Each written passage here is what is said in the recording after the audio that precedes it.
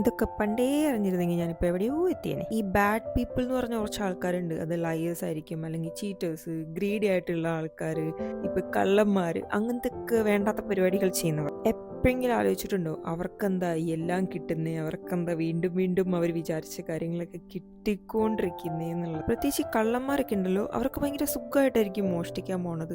അത് എന്തുകൊണ്ടാണെന്നറിയോ? ഈ യൂണിവേഴ്സിന് അങ്ങനെ ഗുഡ് ബാഡ് എന്നൊന്നും ഇല്ല. യൂണിവേഴ്സ് ആകെ നോക്കുന്നത് എനർജി ആൻഡ് ഫോക്കസ് മാത്രമാണ്. കള്ളന്മാരെ പറ്റി 2 വാക്ക് പറയാം. അവർക്കറിയാം അവർക്ക് എക്സാക്ട്ലി എന്താണ് വേണ്ടത്, എങ്ങനെ റോബറിക്ക് പോകണം, അവരുടെ ഒരു പ്ലാൻ ഉണ്ടാകും.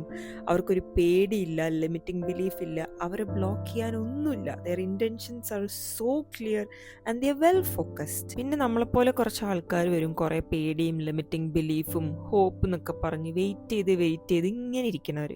നമ്മുടെ ഗോൾസും എനർജിയും ഒരിക്കലും അലൈൻഡ് അല്ല. ഒരുപാട് കാര്യങ്ങൾ നമ്മൾ ബ്ലോക്ക് ചെയ്യുന്നുണ്ട്. എന്ത് കാര്യം വേണമെങ്കിലും ലൈഫിൽ നമുക്ക് അച്ചീവ് ചെയ്യാൻ പറ്റും. അതിനൊരു കറക്റ്റ് ഗോള് വേണം. ആ ഗോളിന് വേണ്ടിയിട്ട് you have to align your energy and actions. ഈ മൈൻഡ് ഭയങ്കര പവർഫുൾ ആയിട്ടുള്ളൊരു സാധനമാണ്. നിങ്ങൾ വിചാരിക്കുന്ന പോലെ അത്ര നിസ്സാരക്കാരനല്ല.